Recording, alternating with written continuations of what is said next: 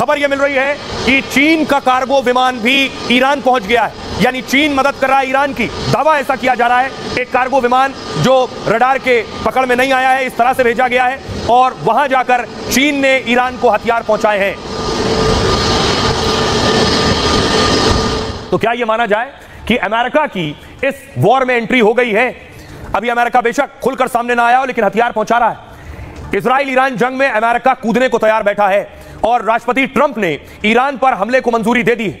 उन्होंने अंतिम आदेश के लिए रुकने को फिलहाल कहा है। व्हाइट हाउस के मुताबिक 2 हफ्ते में यह तय हो जाएगा। इस बीच अमेरिका जंग की तैयारी में जुटा है। अमेरिका ने 9 एयरबेस से ईरान की घेराबंदी पहले की।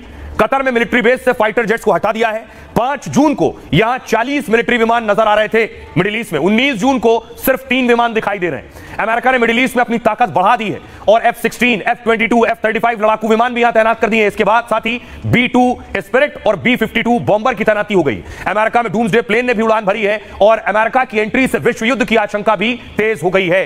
तो अमेरिका मदद कर रहा है इजराइल की, तो दूसरी तरफ आपको बताऊं कि जिनपिंग और पुतिन मदद कर रहे हैं ईरान की। वो समझ रहे हैं कि अमेरिका इजराइल को पीछे से मदद दे रहा है, तो उन्होंने भी ईरान की मदद शुरू कर दी है। खबर कि जिनपिंग का एक कार्गो विमान भी ईरान में उतरा है।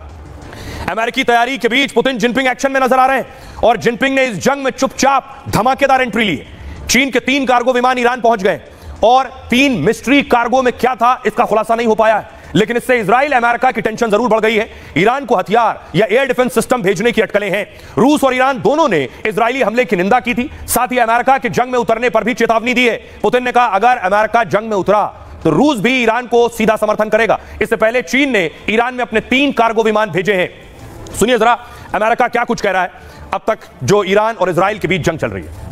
I have a message directly from the president. Donald Trump अगले 2 सप्ताह के अंदर ये फैसला लेंगे कि अमेरिका को ईरान पर हमला करना है या नहीं। ट्रंप को अभी भी इस बात की पर्याप्त संभावना दिखती है कि बातचीत के जरिए मामला सुलझाया जा सकता है और ईरान के परमाणु कार्यक्रम पर अमेरिका और इजराइल की मांग पूरी हो सकती है। ट्रंप ने ईरान को दी गई चेतावनी की समय सीमा बढ़ा दी है और कहा है कि ईरान अपने संवर्धन और परमाणु हथियार बनाने की किसी भी संभावना को तुरंत बंद कर दे। अब सवाल यह है कि किस तरह से अमेरिका मदद कर रहा है, किस तरह से दूसरे देश मदद कर रहे हैं। लेकिन अमेरिका अब बड़ी तैयारी में, तस्वीर में आपको दिखाऊं, ये डोनाल्ड ट्रंप आप देख रहे हैं बीच में बैठे हुए। डोनाल्ड ट्रंप तैयारी कर रहे हैं इस जंग में कूदने की। ट्रंप अगले 3 दिन तक बड़ी बड़ी बैठकें करने वाले हैं। ये बैठक ज्यादातर ईरान और इजराइल पर होने जा रही है। देखिए 20 जून यानी आज, अब से लगभग 33 मिनट पहले, आधे घंटे पहले एक बैठक हुई, राष्ट्रीय सुरक्षा परिषद के साथ चर्चा हुई है और सिचुएशन रूम में लगातार 4थे दिन यह मीटिंग हुई है। अधिकारियों के साथ जंग के हालात पर ट्रंप ने चर्चा की है और अब 10:30 बजे यानी अब से लगभग 1.5 घंटे बाद कई अहम फैसलों पर ट्रंप हस्ताक्षर करने वाले हैं। इजराइल को मदद से जुड़े फैसले भी संभव हैं। मिडिल ईस्ट में तैनाती बढ़ाने पर भी ट्रंप मोहर लगा सकते हैं। कल सुबह 5 बजे 21 जून को सुबह 5 बजे फंड रेजर कार्यक्रम में शामिल होंगे। अपनी पार्टी के धन जमा करने का अभियान है उनकी। 2026 में अमेरिका में मिड टर्म चुनाव है। उसके बाद 22 तारीख को 3:30 बजे राष्ट्रीय सुरक्षा परिषद के साथ खुफिया ब्रीफिंग है। इजराइल ईरान जंग की समीक्षा होगी। 23 जून को 3:30 बजे राष्ट्रीय सुरक्षा परिषद के साथ खुफिया ब्रीफिंग है। जंग में अमेरिका की भागीदारी पर इसमें विचार होगा। देर रात 23 जून को ही मीटिंग होगी। नाटो समिट के लिए नीदरलैंड निकल जाएंगे ट्रंप। 24 से 26 जून तक हेग में नाटो समिट है और समिट में रूस यूक्रेन जंग पर बड़ा ऐलान संभव है। ईरान इजराइल जंग पर भी इसमें प्रस्ताव आ सकता है। तो ट्रंप की एक के बाद एक बैठकें, जिसके बाद यह तस्वीर साफ होगी कि क्या अमेरिका इस जंग में कूदने वाला है। सुनिए जरा ईरान के विदेश मंत्री क्या कह रहे हैं। जब तक इजराइल ईरान पर हमला जारी रखेगा तब तक हम किसी से बातचीत नहीं करना चाहते। इस तरह जंग और हमलों के बीच बातचीत का कोई मतलब भी नहीं है।